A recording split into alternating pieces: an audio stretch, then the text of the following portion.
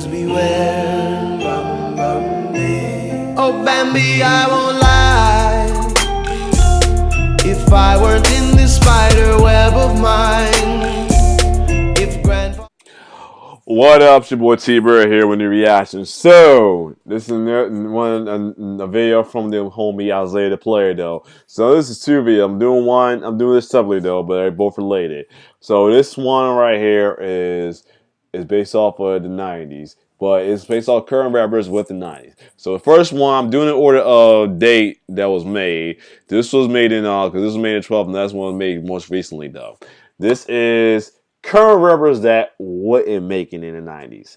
Now, it's probably going to be a lot of the newer rappers. I'm saying this not dissing the new rappers at all, because you know me, I got love for the new rappers, though. I think they're dope artists in their own way, and they're pretty cool with their flows and stuff. I'm not dissing them, but I understand what some rappers may not make it in the 90s only because they style of rap. Other than that, I'm not talking them, I'm not calling them trash, none of that shit. Don't try it. Don't try to put the words in my fucking mouth. But other than that, let's see what Isaiah the Player said about, who was the current rappers that weren't making it in the 90s. So, let's go. Hold up a second. A lot of time my video, when I'm doing the double vision, don't become as sync, though. If it keep going, I might have to stop the double vision, though. Well, other than that, let's get this going. Let's go. Oh, Bambi, I won't lie. If I weren't in this spider web of mine, if grandfather never had 7 wives. What's poppin', everybody?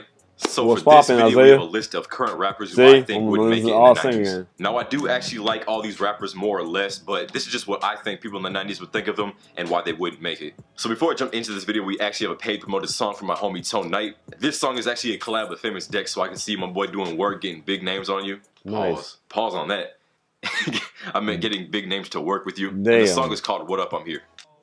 What up, I'm here. Hey. Had to run through a bag. Hey. Had to make it back fast. Hey. They ain't fucking with my cash. Like, what up, I'm here. You broke, that's your problem. I'll be with them goblins. Them goons in the street and we mobbing. Better recognize when I sit you down. Better talk to me with respect, boy. Only The video was crazy though. So I thought that was actually pretty decent, and if you guys thought the same thing, the link for that will be in the description. Alright, let's go.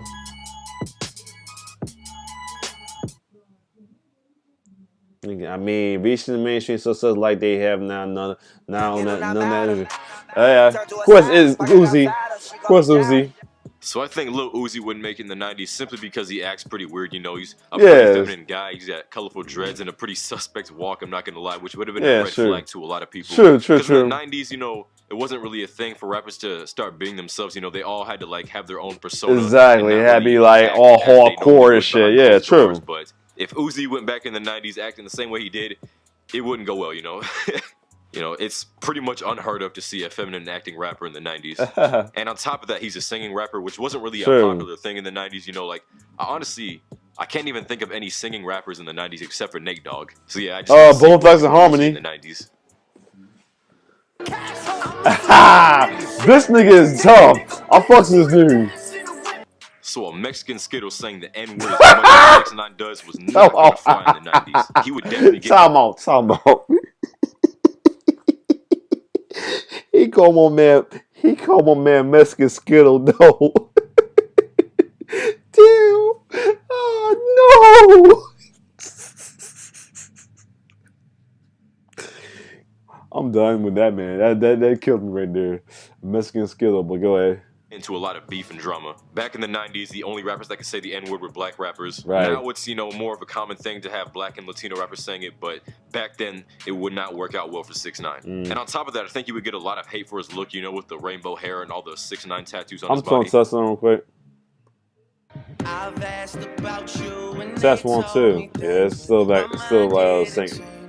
It's still insane. So Drake in this era is already considered too emotional and kind of a pussy. Yeah, I can see that. Imagine the criticism he would get in the 90s for it. In order for him to make it, I think he would have to switch up his style and only make music like Free Smoke and Trophies to be accepted. Well, I ain't never had a tool, but I had to be the man. I don't know. He would make it.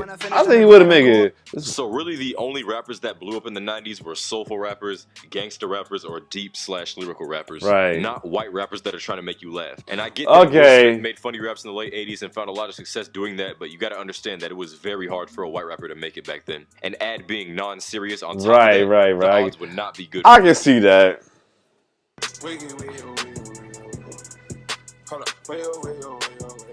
So there's people in this generation that absolutely hate mumble rap. So what do you think they're gonna say in the 90s? Almost everybody would hate Future back then. Record labels wouldn't sign him. Nobody would want to work with him, you know, because in the 90s people actually valued being lyrical and actually valued people speaking clearly. So I guarantee you, Future would have no chance of making it in the 90s. He just does his Future like crazy. Well, I keep it real and I don't think Yeah, I guess.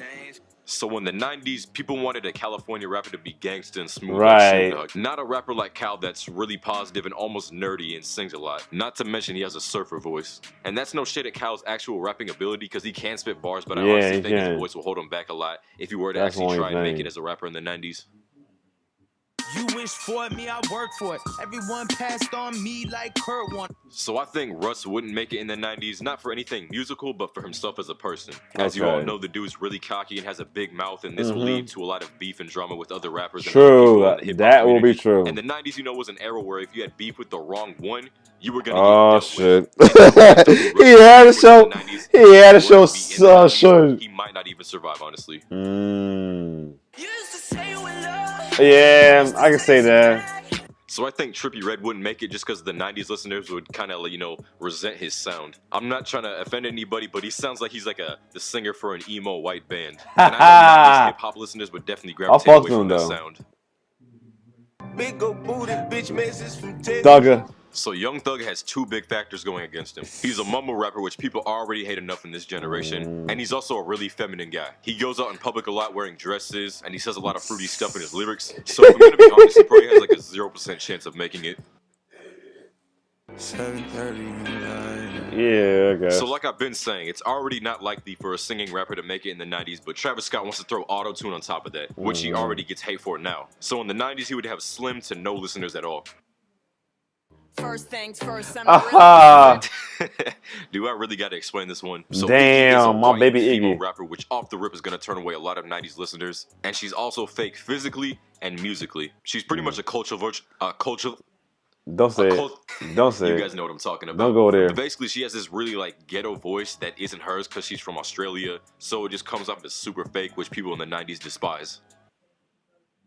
I know you want this. He my homie, but I can't front. Terrible lyrics mixed with a voice that will annoy Whoa, a lot of 90s he went hard on listeners. that one. Plus, he's a singing rapper, which, like I said for the millionth time, it doesn't really work out for you in the 90s unless you're Nate Dogg. Alright, y'all, thank you so much for watching the video if you made it this far. And sorry that the explanations were kind of short, but they really don't need that much of an explanation to begin with. And if you enjoyed, definitely like and subscribe if you're new.